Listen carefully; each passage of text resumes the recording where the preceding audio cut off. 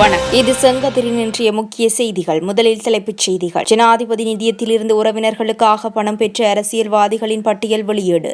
அனுர அரசாங்கத்தின் அதிரடி நடவடிக்கை. தமிழ் எம்பி ஒருவரும் சிக்கினார்.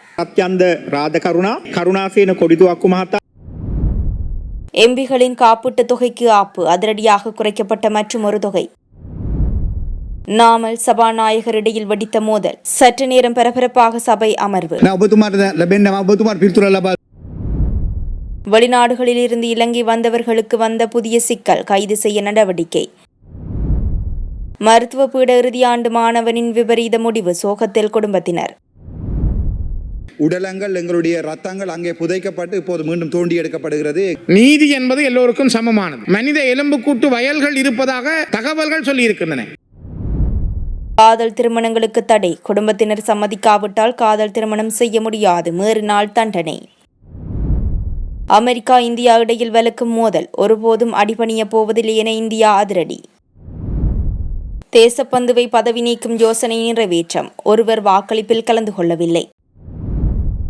செய்திகளை உடனுக்குடன் அறிந்து கொள்ள மறக்காமல் செங்கதிர் சேனலை சப்ஸ்கிரைப் செய்யுங்கள். இனி விரிவான செய்திகள். 2005 தொடக்கம் 2014 ஆண்டிற்கு இடைப்பட்ட காலப்பகுதியில் ஜனாதிபதி நிதியத்திலிருந்து வெளிநாட்டில் கல்வி கற்பதற்காக அப்போதைய பாராளுமன்ற உறுப்பினர்களின் உறவினர்களுக்கு மற்றும் நெருக்கமானவர்களுக்கு பல மில்லியன் ரூபாய் நிதி வழங்கப்பட்டுள்ளதாக அமைச்சர் அனுர கருணாதிலக தெரிவித்தார். பாராளுமன்றில் இன்று வாய்மொழி மூல விடைக்கான கேள்வி நேரத்தில் முன்வைக்கப்பட்ட வினாக்களுக்கு பதிலளிக்கும் போதே அவர் இதனை குறிப்பிட்டார்.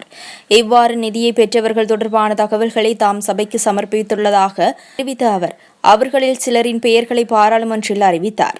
விசேடமாக 2005 ஆண்டில் கம்பஹா மாவட்ட பாராளுமன்ற உறுப்பினர் சரத் சந்திர ராஜகருணாவினால் அவரது மகனான ஹர்ஷன சுபுன் ராஜகருணாவின் உயர்கல்விக்காக நிதியை பெற்றுள்ளார். அதேபோல 2006 ஆண்டின் கொழும்பு மாவட்ட முன்னாள் பாராளுமன்ற உறுப்பினர் கருணாசேன கொடித்துவக்கு தமது உறவினரான ஐயன் கொடித்துவக்கு என்பவருக்காக நிதியை பெற்றுள்ளார். 2006 ஆண்டில் முன்னாள் பாராளுமன்ற உறுப்பினராக இருந்த வி ராதாகிருஷ்ணன் திருமதி கே ராதாகிருஷ்ணன் என்பவருக்காக நிதியை பெற்றுக் கொடுத்துள்ளார் எனவும் அமைச்சர் தெரிவித்தார். அத்துடன் மேலும் பலரும் இவ்வாறு நிதியை பெற்றுள்ளதாகவும் அவர்களுக்காக பல மில்லியன் ரூபாய் ஜனாதிபதி நிதியத்திலிருந்து வழங்கப்பட்டுள்ளதாகவும் தெரிவித்தார். 2006 வி ராதாகிருஷ்ணன் மහතා හිටපු පාර්ලිමේන්තු මන්ත්‍රී ජාතික ලයිස්තුව ශිෂ්‍යත්ව ලාභියා වෙන්නේ කේ ராதாகிருஷ்ணன் மகாத்மிය. பாராளுமன்ற உறுப்பினர்களின் காப்பீட்டுத் தொகையை குறைப்பதற்கு அமைச்சரவை அனுமதி வழங்கியுள்ளது.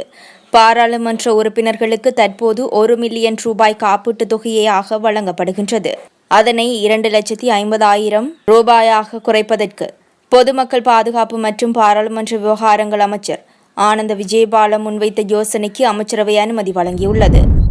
இன்றைய பாராளுமன்ற அமர்வில் தெரிவிக்கப்பட்ட கருத்துக்கள் அடுத்து. ஹர்ஷன நாணயக்கார அவர்கள் அண்மையில சொல்லியிருந்தார், இந்த செம்மணி புதைகுழி ஒரு காதால் சொல்லப்பட்ட செய்தி, ஒரு ஹியசே. ஆனால் இது உண்மையான விடயமல்ல, கொலை செய்யப்பட்ட விடயமல்ல. இன்று வரைக்கும் 150 எலும்புக்கூடுகள் வந்திருக்கிறது. எங்களுடைய உடலங்கள் எங்களுடைய ரத்தங்கள் அங்கே புதைக்கப்பட்டு இப்போது மீண்டும் தோண்டி எடுக்கப்படுகிறது. எங்களுடைய வலிகள் அதோடு சேர்ந்து எடுக்கப்படுகிறது. ஆகவே நாங்கள் ஒரு சர்வதேச விசாரணையை கேட்டுக்கொண்டு, ரெண்டாவது நேற்றைய தினம் என்னை அவர்கள் அந்த பிடிஏ தொடர்பான அதாவது அந்த என்னுடைய முகப்புத்தகத்திலே ஒரு கருத்தை தெரிவித்திருப்பதற்காக எங்களுடைய சிஐடியிலே அழைத்து கலைத்திருந்தார்கள். உண்மை என்னவென்றால் ஒரு பாராளுமன்ற உறுப்பினரை நீங்கள் அப்படி அழைப்பதால் ஒரு பிரச்சனையும் இல்லை. ஆனால் ஆனந்த சுதாகர் போன்ற எங்களுடைய பயங்கரவாத தடை சட்டத்தால் இத்தனையோ எங்களுடைய சகோதரர்கள் இருக்கிறார்கள். அப்படியான சகோதரர்களையும் அதே பிடிஐயிலே 20-25 வருடம் வைத்திருக்கிறீர்கள். நீங்களும் ஒரு போராட்ட குழு. ஆகவே உங்களிடம் அன்புடன் கேட்டுக்கொள்கிறேன், தயவு செய்து அது சம்பந்தமாகவும் ஒரு நடவடிக்கை எடுக்குமாறும். நாங்களும் இதே துன்பங்களையும் துயரங்களையும் சந்தித்த ஒரு இனம் என்ற வகையிலும் தொடர்ச்சியாக இந்த நாட்டிலே போலீஸ் அராஜகங்களுக்கும் இராணுவ படைகளுடைய அராஜகங்களுக்கும் முகம் கொடுத்து இன்று வரையும் வாழுகின்ற ஒரு இனம் என்ற அடிப்படையில் இந்த போலீஸ் அராஜகங்களுக்கு ஒரு முடிவு கட்டும் வகையிலே இவர்கள் கொண்டு வந்த இந்த பிரேரணைக்கு ஆதரவை தெரிவிப்பதில் நாங்கள் முழுமையாக இருக்கிறோம். நீதி என்பது எல்லோருக்கும் சமமானது. சட்டத்துக்கு முன்னால் அனைவரும் சமம் என்றால் இந்த நாட்டிலே இருக்கின்ற எல்லா இனம் சார்ந்தவர்களும் நீதியின் முன் சமனாக மதிக்கப்பட வேண்டும். தேசபந்து தென்னக்கோன் அவர்கள் நடந்து கொண்ட முறையும் அவருடைய சித்திரவதை கூடங்களும் அவர் இந்த நாட்டிலே செய்த அநியாயங்களுக்கும் தீர்ப்பு கிடைக்க வேண்டும் என்பதில் நாங்கள் மிக தெளிவாக இருக்கிறோம். செம்மணியிலே நேற்று வரைக்கும் 155 மனித எலும்புக்கூட்டு தொகுதிகள் எடுக்கப்பட்டிருக்கின்றன. நேற்று ஸ்கேன் பண்ணுகிற இயந்திரமூடாக அந்த செம்மணியினுடைய அரியாலை சித்துப்பாத்தி இந்து மயானமும் அதனை அண்டிய சூழல்களும் ஆய்வு செய்யப்பட்டிருக்கிறது. அங்கே இன்னும் பல மனித எலும்புக்கூட்டு வயல்கள் இருப்பதாக தகவல்கள் சொல்லியிருக்கின்றன. இப்படியானால் இந்த நாட்டில் இந்த தமிழர்களுடைய மனித எலும்புக்கூடுகள் வருவதற்குரிய கொலையாளிகள் யார்? தேசபந்து தென்னக்கூன் ஒரு தொடர்பாக முன்வைக்கப்படுகின்ற குற்றச்சாட்டுகள் அனைத்துமே ஒரு அரசியல் பின்னோக்கத்தோடு அணுகப்பட வேண்டும் என்றதிலே நான் நினைக்கிறேன். இந்த பாராளுமன்றத்திலே இருக்கக்கூடிய அனைத்து தரப்புகளும் அவரை தங்களுடைய முகவராக பயன்படுத்தின தரப்பை தவிர இந்த பாராளுமன்றத்திலே இருக்கக்கூடிய அனைத்து தரப்புகளும் அதை ஏற்றுக்கொண்டு அவ்வகையான அரசியல் முகவர்களை சேவையில் முக்கியமான இடங்களில் வைத்திருக்க முடியாதென்றதை மட்டுமல்ல, சேவையிலே அனுமதிக்க முடியாதென்ற வகையிலே அவர் அந்த பதவியில் இருந்து உடனடியாக நீக்கப்பட வேண்டும் என்பதில் மாற்று கருத்து இருக்க முடியாது. தேசபந்து தென்னக்கோனை பொலிஸ்மா அதிபர் பதவியில் இருந்து நீக்கும் முன்மொழிவு மீதான விவாதத்தை நடத்துவதன் சட்டப்பூர்வ தன்மை குறித்து கேள்வி எழுப்பி பாராளுமன்ற உறுப்பினர் நாமல் ராஜபக்ச சபாநாயகர் ஜகத் விக்ரமரத்னவுடன் வாக்குவாதத்தில் ஈடுபட்டார். இன்று பாராளுமன்றத்தில் உரையாற்றும் போது இச்சம்பவம் இடம்பெற்றுள்ளது. நிலையியற் கட்டளை 98F-இன் கீழ் நீதிமன்றத்தில் விவாதிக்கப்படும் வழக்கு தொடர்பான ஒரு விடயத்தை பாராளுமன்றத்தில் விவாதத்திற்கு எடுத்துக்கொள்ள முடியாது என்று நாமல் சுட்டிக்காட்டினார். இதற்கு பதிலளித்த சபாநாயகர், தொடர்புடைய விதிகளை ஆராய்ந்த பின்னர் பாராளுமன்ற விவாதம் திட்டமிடப்பட்டுள்ளதாகவும் இதனால் இன்று பிரேரணையை விவாதத்திற்கு எடுத்துக்கொள்ள அனுமதிப்பதாக சுட்டிக்காட்டினார். ඔබතුමාට ලැබෙන්නේ ඔබතුමාට පිළිතුර ලබා දුන්නා. මේක විවාදයක් නෙවෙයි. දැන් මේක පරිශීලනය කරලා ඔබතුමාට දුන්නානේ ගරු සභානායක. விசா முடிந்தும் நாட்டில் தங்கியிருந்த 219 வெளிநாட்டவர்கள் கைது செய்யப்பட்டுள்ளதாக பொது பாதுகாப்பு மற்றும் பாராளுமன்ற விவகார அமைச்சர் ஆனந்த விஜயபால தெரிவித்தார். பாராளுமன்றத்தில் இன்று உரையாற்றிய போதே அமைச்சர் இதனை தெரிவித்தார். அதன்படி விசா முடிந்தும் நாட்டில் இருக்கும் வெளிநாட்டவர்களை கைது செய்யவும் அவர்களின் கடவுச்சீட்டுகளை பெறுவதற்காக தவறான தகவல்கள் மற்றும் போலி ஆவணங்களை தயாரித்த நபர்கள் தொடர்பாகவும் குடிவரவு மற்றும் குடியகழ்வுத்துறை கைது நடவடிக்கைகளை மேற்கொண்டுள்ளது. இதில் 23 வியட்நாமியர்கள், 2 பாகிஸ்தானியர்கள், 106 வங்கதேசத்தினர், 56 இந்தியர்கள், 4 சீனர்கள், 6 தாய்லாந்து நாட்டினர், 2 பிலிப்பைன்ஸ் நாட்டினர், 2 புருண்டி நாட்டினர், 1 எத்தியோப்பியர் மற்றும் 2 கென்யர்கள், 1 உகண்டா நாட்டினர், 1 நேபாள நாட்டினர், 3 ரஷ்யர்கள், 1 டச்சுக்காரர்கள், 2 ஜேமன் நாட்டினர், 2 இஸ்ரேலியர்கள், 1 ஆஸ்திரேலியர்கள், 1 இத்தாலியர்கள் மற்றும் 1 சூடானியர்கள் ஆகியோர் கைது செய்யப்பட்டுள்ளனர். இதேவேளை துப்பாக்கிகளை பயன்படுத்தி கொலை செய்த 241 பேர், கொலை முயற்சி மற்றும் காயப்படுத்தலுக்காக 180 பேர் மற்றும் விலங்குகளை கொன்றதற்காக 4 பேர் உட்பட 425 பேரை போலீசார் கைது செய்துள்ளனர். கொழும்பு பல்கலைக்கழக மருத்துவ பீடத்தின் இறுதியாண்டு பயின்று வந்த மருத்துவ மாணவர் 24 வயதான ஆசிரி சானக உயிரை மாய்த்து கொண்டுள்ளார். பிரேத பரிசோதனையில் சாட்சியமளித்த இறந்த மாணவரின் வைத்தியரான தந்தை மகன் தொடர்ந்து பல்கலைக்கழகத்திற்கு செல்லாமையினால் அது குறித்து வினவிய போது வாழ்க்கை மிகவும் செழிப்பாக இருப்பதாக தெரிவித்தார்.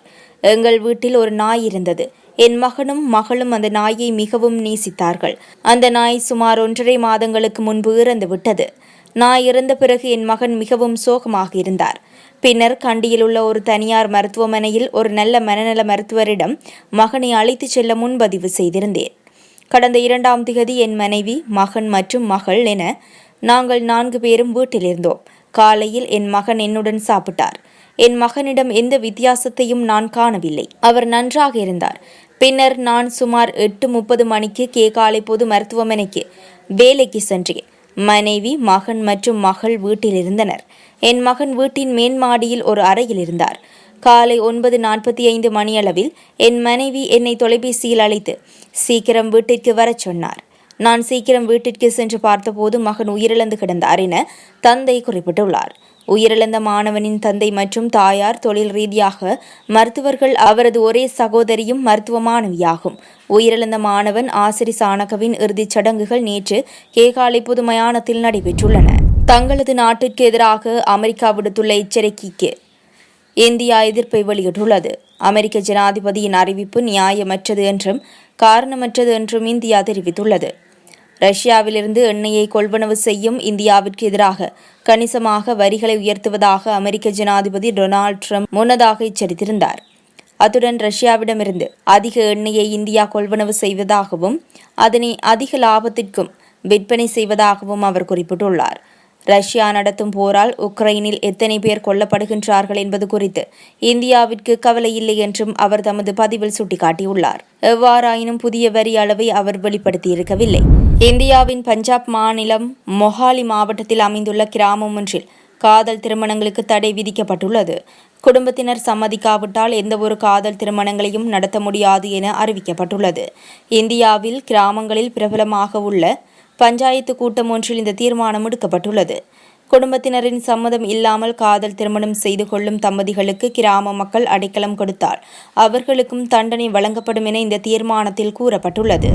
இத்துடன் செங்கதிரின் இன்றைய நாளுக்கான செய்திகள் அனைத்தும் நிறைவு பெறுகின்றன. எமது அடுத்த பிரதான செய்திகளை நாளை மதியம் எதிர்பாருங்கள். செய்திகளை உடனுக்குடன் அறிந்து கொள்ள மறக்காமல் செங்கதிர் சேனலை சப்ஸ்கிரைப் செய்யுங்கள்.